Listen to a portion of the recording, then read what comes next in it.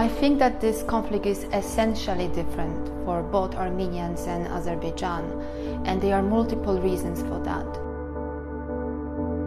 First of all, since the moment when the previous Nagorno-Karabakh conflict ended in the 90s, Armenians took the control of the territory they wanted and secured the safety of the people living there. And Azerbaijan is the one who lost the war that time. So as you see, as I wrote in my post before, these two nationalisms on Armenian side and on Azeri side are completely different, because here on the Armenian side is built entirely on the idea of defense. However, within Azerbaijan is built entirely on the idea of conquer. And I think that one of the reasons why I never really heard the hate speech here in education during my years as a teacher is that there is no need in Armenia for such speech. And Armenia has never been hostile to Azerbaijan in a very direct way. We see this on the other side quite frequently.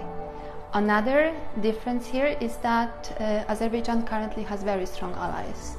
And I think that one of the reasons why we had to wait for 30 years for this to happen is that it needed also time to form strong alliances. Armenia currently, I have this feeling unfortunately, is fighting this war alone. And I don't see any adequate response from the international opinion so far. Usually in Europe, when we hear about two countries fighting over territory, we imagine this territory as inhabited equally by the two populations, and then there's a contest here. However, we have to really take into consideration that this is the area completely inhabited by Armenians. So when I hear this notion of liberation of Nagorno-Karabakh by Azerbaijan, I think the question I would ask as an anthropologist is that what exactly or who exactly you wish to liberate in this context, because there are no Azeri people there, there is no one to defend there, contrary to the Armenia, who has 150,000 people there who live there and who demand and who deserve to be protected. There is always some amount of people on both sides who's gonna be against the war. We have to really start reframing it that we are talking about Azerbaijan and Turkey on that other side. Is that probably everyone who has been presenting anti-war or pro-Armenian rhetoric in this country is currently either dead or in jail or living outside of the country.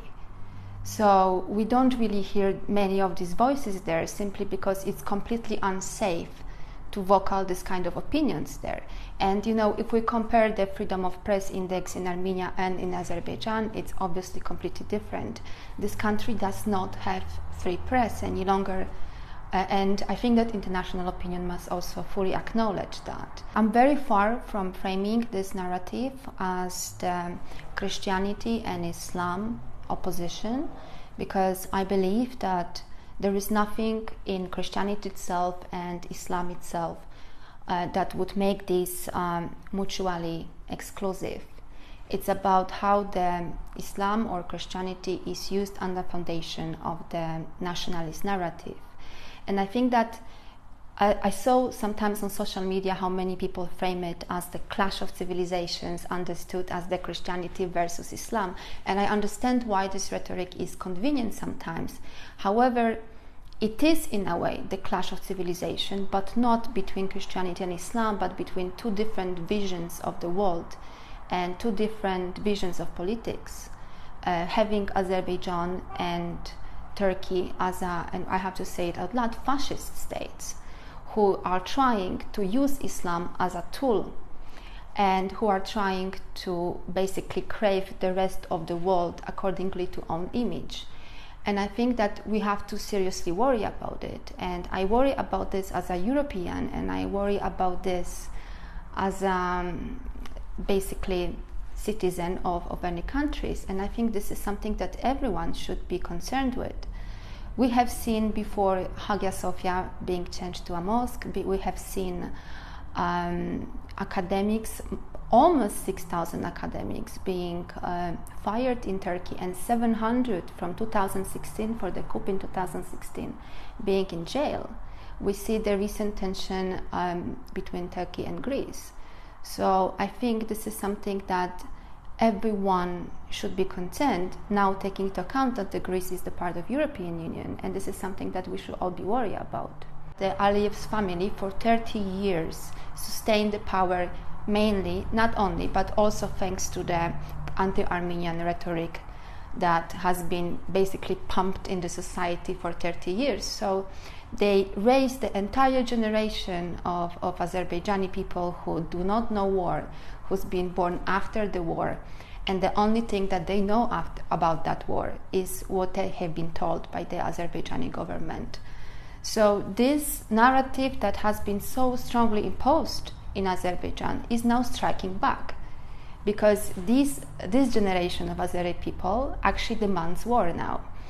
And Aliyev's family has to put everything at stake at this moment to claim military victory, because military victory is what is demanded from it.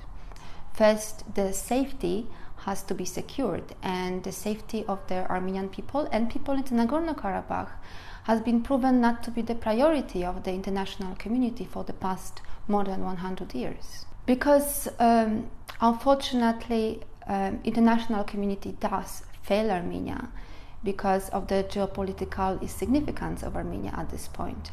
Unfortunately, we live in the world where the monetary interest is the one that prevails on the level of international treaties and international politics. So as Armenia does not have any valid resources that could be offered to the rest of the world as the leverage, it has to stand alone. It's very interesting now to observe how the international position of Azerbaijan is going to be affected internationally, and we have multiple evidence at this moment of violating various rules of international law and how do you actually conduct war. We have UN Convention against recruiting, training and the use of mercenaries that has been violated. We already have the evidence of Azerbaijan basically targeting civilian population. The problem that we face with the contemporary world is that it claims to be built up on a certain set of values, though these values are not fully implemented. So having observed what happened in Syria and before, what happened with many conflicts that we face on the international level for the past 50 years or 100 years, is that what worries me a lot is that the values that the West declares are not fully implemented with integrity at the level of international politics. And Azerbaijan has a big leverage here as a one of the oil suppliers to Europe, with a lot of companies, big companies being involved, including Exxon, including British Petroleum. So I guess we have to see which values will stand, and we have to see, is the world really ruled currently by the monetary interest only, or there is something more here? I think what should be the priority now is to stop the aggression, and later we can talk about how to settle the situation adequately. I think that the peace is very difficult in the region, especially that the history is in a way brutal, and the history is in a way the both sides somehow had losses in it. So I believe that the peace at this moment especially is a very difficult thing to talk about, and I suppose that the current rhetoric should be focused on Azerbaijan stopping the aggression, and after that we can talk about how to successfully implement the peace process. And the fact that Azerbaijan is not satisfied, obviously, with no progress with the OSCE, with the Minsk group, and the peace process does not justify, definitely does not justify the aggression. Everything that we read about the war, fictional and non-fictional, basically says that as soon as you go to the front line, your understanding of what is might change.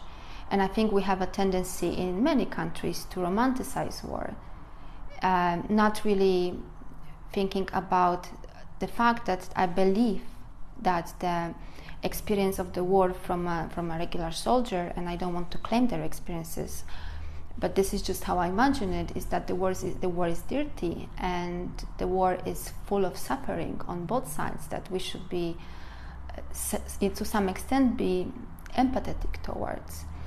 I believe, on the other hand, that the soldiers that are in the front line, what is being at stake for them now is the safety and the existence of the country, of the families, and of people who they care about. And as again, just to repeat, Azerbaijan does not defend, because we have to really understand the difference between defending and being the aggressor. So Azerbaijan has, at this point, no one to defend except maybe the ego of the Aliyev's family. I see now some commentaries under my post which are coming from Turkish and Azeri citizens, and accusing me to some extent that Armenians paid me, Armenians, that I'm brainwashed by the Armenians.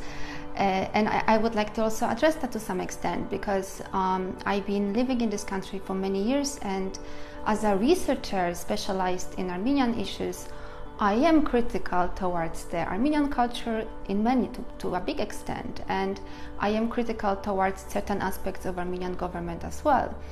But still, I was given the right to happily live here and continue my work for many years. And I'm not really sure if I was given the same amount of academic freedom if I was living in Azerbaijan or if I was living in Turkey.